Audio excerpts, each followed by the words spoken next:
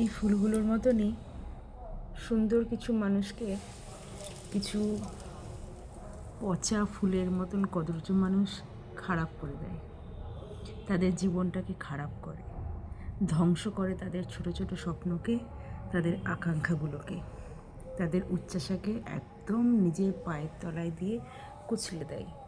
এবং তারপরেই তারাই একদিন বুক ফুলিয়ে বলবে, তোমার জীবনের জন্য তো তুমিই দায়ী, আমি এমন কি করেছিলাম, আমি তো কিছু করিনি, আমি সবসময় ছিলাম তোমার পাশে।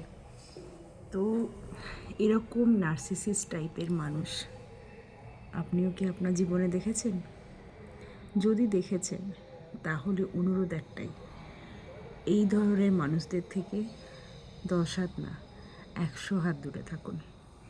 কারণ এরা নিজেদের স্বার্থের জন্য, নিজের প্রয়োজনের জন্য আপনার সাথে ভালোবাসার অভিনয় করবে, আপনার কাছ থেকে আপনার বিশ্বাস অর্জন করবে, এবং যেদিন নিজের স্বার্থ ফুরিয়ে যাবে সেদিন সবার আগে আপনাকেই ছেড়ে দেবে।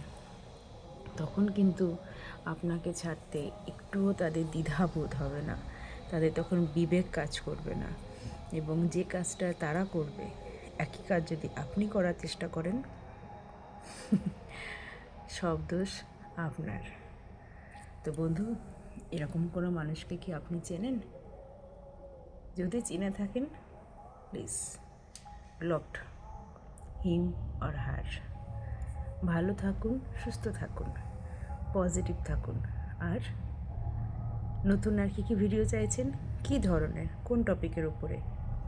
বেশ কিছু মেসেজ আসছে পার্সোনালি আমার কাছে, ইনবক্সে বা হোয়াটসঅ্যাপে, আপনিও জানাতে পারেন।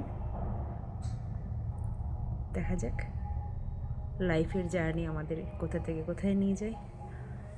Have a good day. প্রত্যেকে ভালো থাকবেন, এবং যারা পজিটিভ তাদের সাথে থাকুন, নার্সিসিস্টের সাথে একদম না।